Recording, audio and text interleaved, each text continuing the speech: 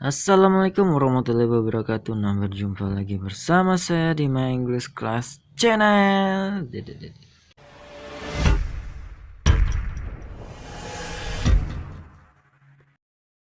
Baik teman-teman semuanya, gimana kabarnya hari ini? Mudah-mudahan sehat selalu dan selalu dimudahkan rezekinya. Amin ya robbal alamin.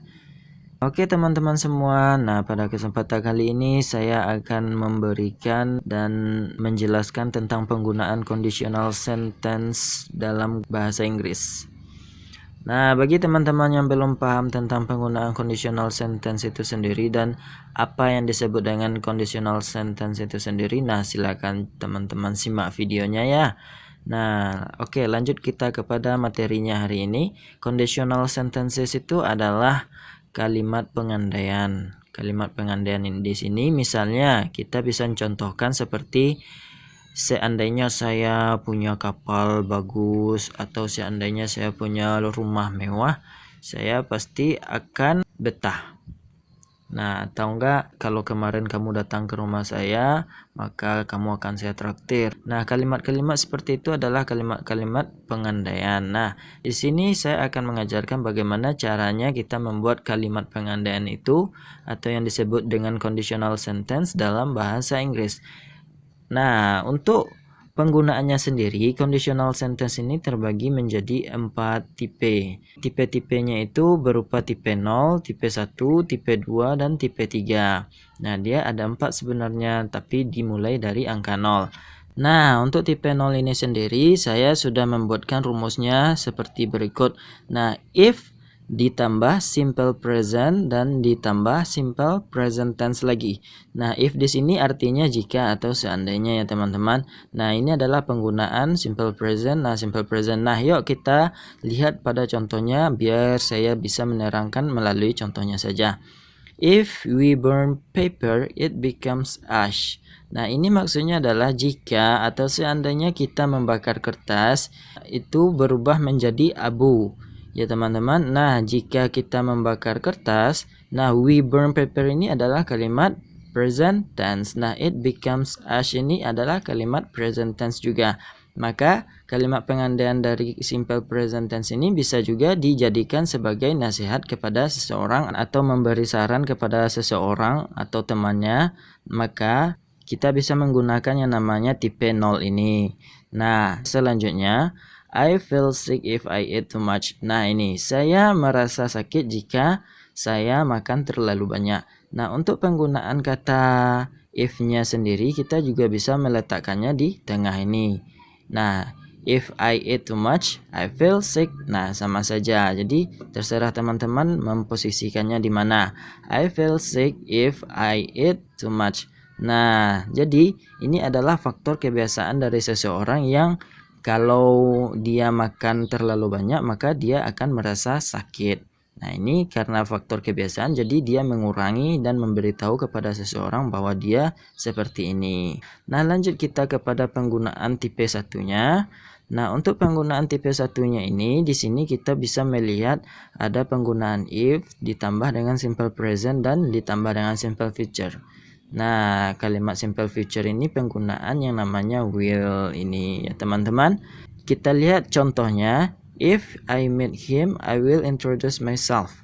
Nah, jika saya bertemu dengannya, saya akan mengenalkan diri saya. Nah, ini maksudnya apa?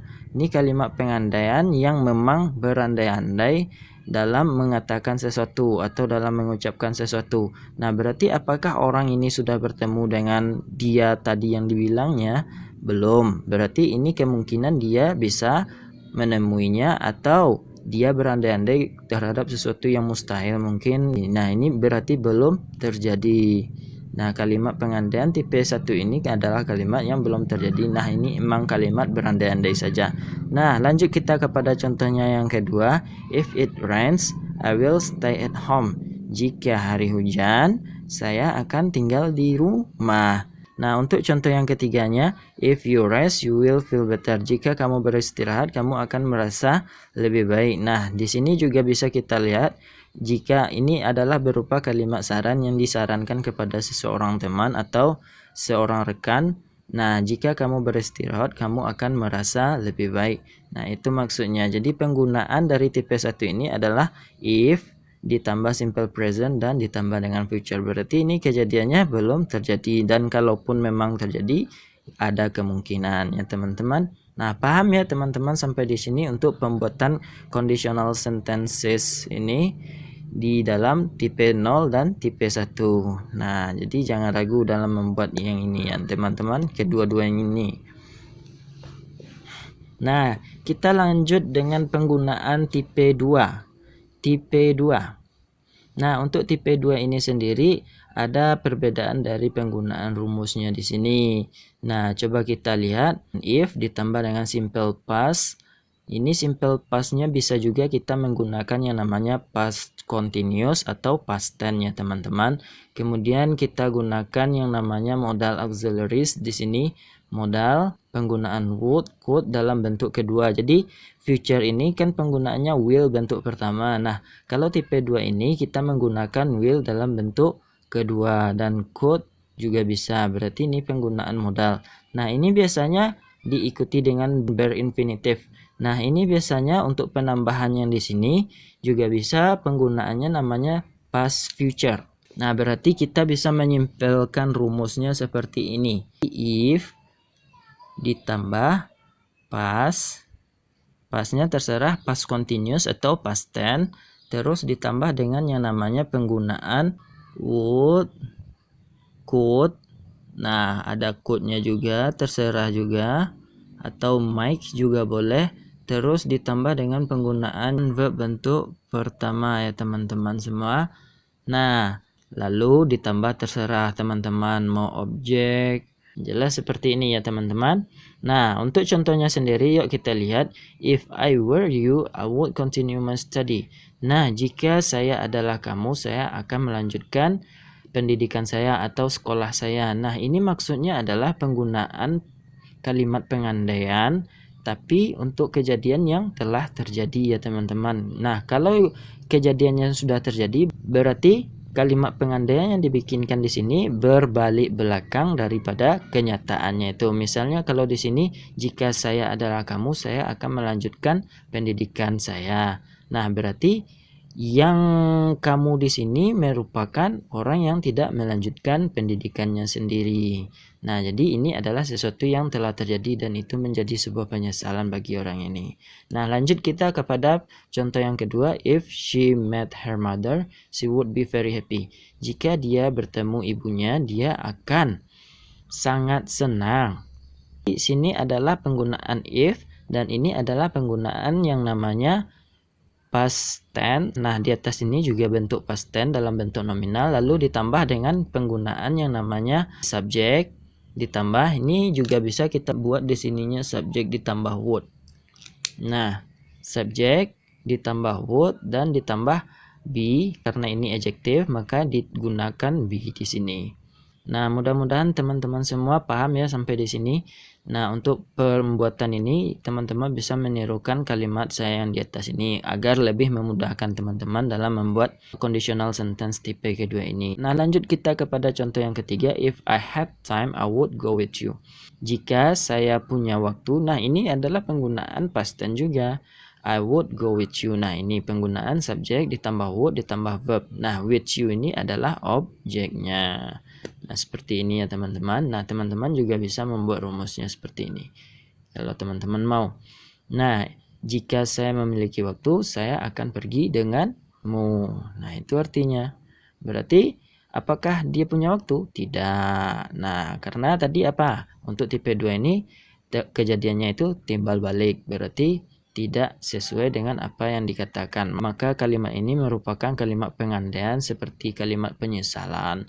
Jika waktu itu saya ke sekolah, pasti saya sekarang udah bekerja. Nah, seperti itu ya teman-teman. Berarti dia sekarang nggak sekolah. Nah, itu kayak gitu. Nah, oke, lanjut kita kepada tipe yang ketiga. Nah, untuk rumusnya sendiri pada tipe yang ketiga ini adalah penggunaan if past perfect. Nah, ini penggunaannya ada yang namanya past perfect tense. Nah, untuk penggunaan pola past perfect tense ini, jika teman-teman berminat, silakan teman-teman cek saja di video saya yang sudah saya buat di channel saya ini. Nah, untuk penggunaan tipe 3 ini if dengan past perfect terus ditambah dengan penggunaan yang namanya subjek ditambah would ditambah should ditambah could. Nah, ini should, would, could ini adalah atau might adalah bentuk dari modal auxiliaries. Nah, kata-kata modal asalnya ini kalau would ini dari will, should ini tetap should, could ini dari can, might ini dari may, boleh artinya boleh. Terus ditambah dengan have dan past participle. Berarti ini adalah penggunaan modal auxiliaries-nya, tapi dalam bentuk lampau ya teman-teman. Nah, untuk penggunaan untuk penggunaan tipe yang ketiga ini juga bisa kita simpulkan seperti pembuatannya itu kayak gini. If ditambah dengan past perfect terus ditambah dengan subjek tambah would tambah have dan tambah verb bentuk ketiga. Nah, ini rumusnya. Bisa teman-teman gunakan rumus yang seperti ini. Nah, would di sini juga bisa kita ganti menjadi should, could, dan might ini. Nah, terserah teman.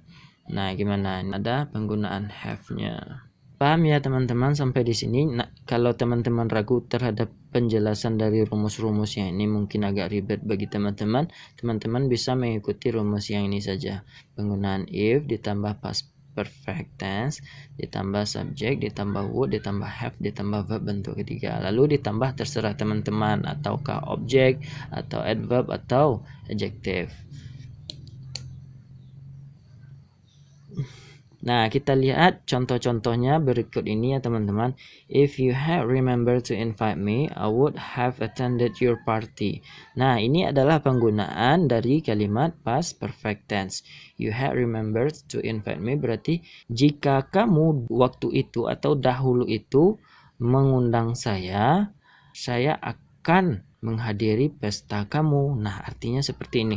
Nah, ini penggunaan dari yang dinamakan subjek, would, ditambah have, ditambah verb bentuk ketiga tadi. Nah, ini adalah objeknya atau adverbnya ya teman-teman. Nah, paham kan sampai di sini dalam pembuatannya? Nah, untuk penjelasan itu berarti kalimat ini adalah kejadian yang telah terjadi pada masa lalu, cuman sebelum terjadi pada masa lalu dia telah terlebih dahulu terjadi. Nah, maksudnya itu seperti ini. Nah, jika kamu waktu itu mengundang saya, nah berarti kejadiannya antara yang ini dan ini sama-sama telah terjadi. Kejadian ini lebih dahulu terjadi daripada kejadian yang di bawah ini. Itulah yang disebut dengan past perfect tense. Tapi memang kenyataannya kedua-duanya ini sudah terjadi. Ini adalah kejadian yang telah terjadi pada masa lalu dan itu memang sudah terjadi. Nah, coba kita lanjutkan kepada contoh yang keduanya ini. If she hadn't taken the course, she wouldn't have gotten the scholarship. Jika dia tidak mengambil pelatihan itu, dia tidak akan mendapatkan beasiswa. Jadi, sesuatu ini telah terjadi ya teman-teman. Nah, ini bisa berisikan tentang sebuah pengalaman dari seseorang tapi kejadiannya itu telah berlalu dan sama beasiswanya ini sudah tidak dirasakan dia lagi. Mungkin dia cuma menceritakan dari kejadian yang pernah dia alami sebelumnya. Nah, itu saja. Nah, itu adalah penggunaan yang namanya tipe 3-nya. Paham ya teman-teman sampai di sini untuk penggunaan conditional sentence tipe 0, tipe 1, tipe 2 dan tipe 3 ini. Mudah-mudahan teman semua sudah mengerti sampai di sini dalam pembuatan conditional sentences ini. Nah, untuk tipe 0, teman-teman bisa menggunakan penambahan simple present dan simple present. Sementara tipe 1 simple present dan future. Dan tipe 2 simple past tense atau simple past continuous tense ditambah dengan subject would dan ditambah verb bentuk pertama. Nah, untuk tipe 3 itu penggunaan past perfect ditambah subjek ditambah would ditambah have dan ditambah verb bentuk ketiga. Nah, paham ya teman-teman sampai di sini untuk pembuatan dari kalimat ini sendiri. Nah, cukup sekian dulu video singkat ini dari saya. Nah, thanks for watching and assalamualaikum warahmatullahi wabarakatuh. Jangan lupa di subscribe dan like, share ya teman-teman. Ciao.